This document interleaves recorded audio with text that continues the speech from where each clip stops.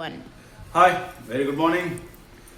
మరి చింతకాయ లాంటి జీవితంలో మనమందరం కూడా స్ట్రాంగ్గా శారీరకంగా ఉండడానికి యోగా ఎంత ముఖ్యమో, మానసికంగా ఉండడానికి కూడా మంత్రము అనేది అంత ముఖ్యము అనేది నా భావన. మంత్రము అంటే మననం ద్వారా రక్షించేది అని అర్థం. అంటే మన వాళ్ళు ఇక్కడ నుంచి మన దగ్గర ఉన్నటువంటి వర్ణమాల ఎలా ఉంటుందో మీకు అందరికీ తెలుసు. ఇక్కడ ఆ ఈ అనేటివి అచ్చులు, నెక్స్ట్ కాకా ఇన్నా, ఇక్కడ చాచా జాజా ఇన్నా, ఇంకొద్దిగా పైన టాటా డాడానా నాలుగు మీద, పప్పా బాబామా పెదవుల మీద, ఈ విధంగా ఒక క్రమబద్ధికలో మన వాళ్ళు ఏర్పాటు చేసినటువంటి ఈ వర్ణమాలను ఉపయోగించి ఏర్పడినటువంటి పదబంధిక అనేది మంత్రము అనేది చాలా పవర్ఫుల్. మన వాళ్ళు మన మహామృత్యుంజయ మంత్రం కానీ, గాయత్రి మంత్రం కానీ, లేదా ఓం రాం హ్రీం హ్రూం హ్రైం హ్రౌం క్రహ అనే బీజాక్షరాలు కానీ ఎంతో పవర్ఫుల్. మనకు తెలియకోకుండానే మనలో ఏకాగ్రతని, మనలో ధారణను పెంచడానికి ఉపయోగపడేటిదని నా ఉద్దేశం. మరి శ్లోకాలు అలాంటివే, అదేవిధంగా సూత్రాలు కూడా అలాంటివే. మరి శివతాండవ సూత్రం మీకు తెలుసు, నిజంగా చాలా పవర్ఫుల్ సూత్రం. రావణాసురుడు కైలాస పర్వతాన్ని ఎత్తడానికి వెళ్ళినప్పుడు శివుడు తన బొటనవేలితో అలా టచ్ చేస్తే అతను అణిగిపోయినప్పుడు ఏర్పడినటువంటి శివతాండవ సూత్రం ఒక్కసారి మీరందరూ విని ఉంటారు. జలాటవీ గలజ్జల ప్రవాహ పావిత స్థలే గలేవలం విలంబితాం భుజంగతుంగ మాలికాం డమడ్డమడ్డమన్నినాదవడ్డమర్వయాం చకార చండతాండవం తనోతున శివ శివం జటాకటా సంభ్రమ భ్రమణ్యలింప నిర్గరి విలోల వీచి వల్లరి విరాజమానమూర్ధని దగద్దగద్ద జల్వాట పట్టపావకే కిశోర చంద్రశేఖరే రతి ప్రతిక్షణం మమ ధరాధరేంద్ర నందిని విలాస బంధు బంధుర స్ఫురత్తిగంత సంతతి ప్రమోద మాన మానసే కృపా కటాక్ష ధోరణి నిరుద్ధ దుర్ధరాపది క్వచిద్ది గంబరే మనో వినోదమేతు వస్తుని జటా భుజంగ పింగళ స్ఫురత్పనామణి ప్రభా కదంబ కుంకుమద్రవ ప్రలిప్త దిగ్వదాముఖే మదాంత సింధుర స్ఫురత్వ గుత్తరీయ మేదురే మనో వినోదమద్భుతం విభత్తు భూత వర్తరి సహస్రలోచన ప్రవృత్య శేష లేఖ శేఖర ప్రసూన ధూళి ధోరణి విదూసరాంగ్రపీఠపు భుజంగరాజమాలయ నిబద్ధ జాట జూటక శ్రేయ చిరాయ జాయతం చకోర బంధు శేఖర. సో ఈ విధంగా మన మంత్రము మనకు ఏదైనా టెన్షన్స్ కావచ్చు, లేదా ఏంట్రా నాన్న అని మానసికంగా మనం డీలా అయినప్పుడు మనము మహామృత్యుంజయ మంత్రం కావచ్చు, లేదా మన దగ్గర ఉన్నటువంటి గాయత్రి మంత్రాన్ని కావచ్చు, లేదా ఈ శ్లోకాలను కావచ్చు, ఈ సూత్రాలను కావచ్చు పఠించినప్పుడు మనకు తెలియకోకుండానే మనలో ఒక పవర్ అనేది జనరేట్ అవుతుంది. నిజంగా నేనైతే గాయత్రి మంత్రం మీకు అందరికీ వస్తుంది నిజం. ఓం భూర్భువస్వః తస్సవితుర్వరేణ్యం భర్గో దేవస్య ధీమహి ధియో యోనః ప్రచోదయాత్ అని, లేదా మహామృత్యుంజయ మంత్రం, అది చాలా పవర్ఫుల్ అని చెప్పారు మన శాస్త్రంలో.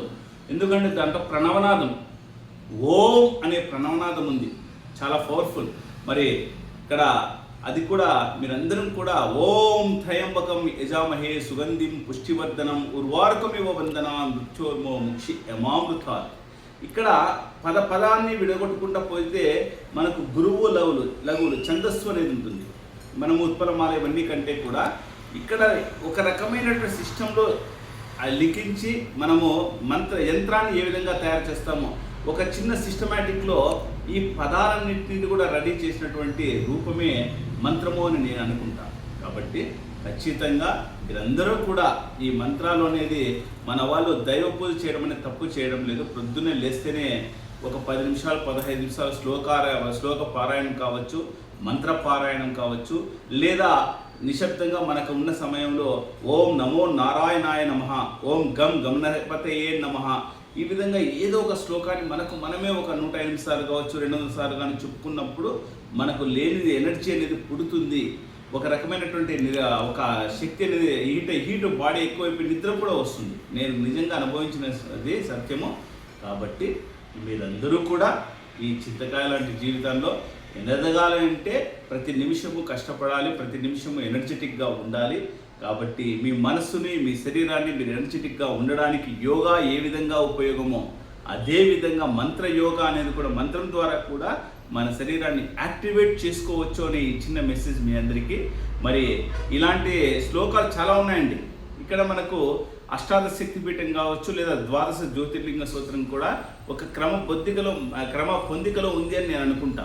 ఒకసారి మరి అష్టాదశ శక్తిపీఠం గురించి చూసుకుంటే లంకాయాం శంకరీదేవి, కామాక్షి కాంచికాపురి, ప్రద్యుమ్నే శృంఖలాదేవి, చాముండి క్రౌంచపట్టని, అలంపురే జోగులాంబ, శ్రీశైలే భ్రమరాంబిక, కొల్హాపురే మహాలక్ష్మి, మాహూరే ఏకవీర, ఉజ్జయిన్యాం మహాకాళి, పీఠికాయాం పురూహుతిక, ఒడ్యానాం గిరిజాదేవి, మాణిక్య దక్షవాటికే, హరిక్షేత్రే కామరూపే, ప్రయాగే మాధవేశ్వరి, జ్వాలాయాం వైష్ణవీదేవి, గయా మాంగళ్యే గౌరిక, వారణాస్యాం విశాలక్ష్మి, కాశ్మీరేతు సరస్వతి, అష్టాదశ శక్తి సుపిటాని యోగినామాపి దుర్లభం, సాయంకాలం పటే నిత్యం సర్వరోగహరం సర్వశత్రు వినాశనం.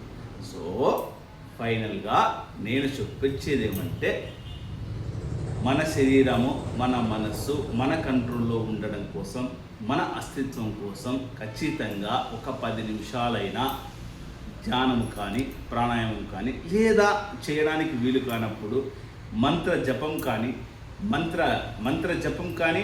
లేదా మంత్రాన్ని పఠించడమే మంత్ర యోగం అంటాం. గుర్తుపెట్టుకోండి, యోగోపనిషత్తుల్లో మంత్ర యోగం కూడా ఒక రకమైనటువంటి దారే. మనకు మన ఆత్మ శరీరము మనస్సు కలయిక కోసము సూక్ష్మ దృష్టితో మనం చేసే పద్ధతే ఈ జపమే, మంత్ర జపమే ధ్యానానికి మూలమని మన వాళ్ళు చెప్తూ ఉంటారు. కాబట్టి మీకు నచ్చిన పద్ధతి, ఇక్కడ మనమేదో పెద్ద గురువులు అవుతాము, సాధువులు అవుతామని మనసు మర్చిపోండి. మనకు మనమే ఎనర్జెటిక్గా మారడం కోసం ఇట్సే ఒక వే అని మీకు చెప్తున్నాను. మరి thank you friends, thank you. మరి ఎందుకో చెప్పాలనిపించింది ఈరోజు నా పుట్టినరోజు. నేను దాదాపు 46 సంవత్సరాల జీవనం గడిచిపోయి 47 సంవత్సరాల జీవనం గడిచిపోయి 48వ సంవత్సరంలోకి అడుగు పెడుతున్నాను. కానీ చిన్న బాధ, ఏంట్రా బాబు ఈ గవర్నమెంట్ పోస్టులోకి వచ్చి అలా ఇలా ఎగరకుండా ఉన్నాను అనే ఒక చిన్న బాధ. కానీ దేవుడు నాకు అంతో ఇంత ఇచ్చాడు. బట్ ఖచ్చితంగా ఫ్యూచర్లో అయినా ఇంకా ఒక 40-50 సంవత్సరాల నా జీవన ప్రయాణంలో మరి సొసైటీకి అంతో ఇంత చేయగలను, చేస్తారనే నమ్మకంతో థ్యాంక్ యూ.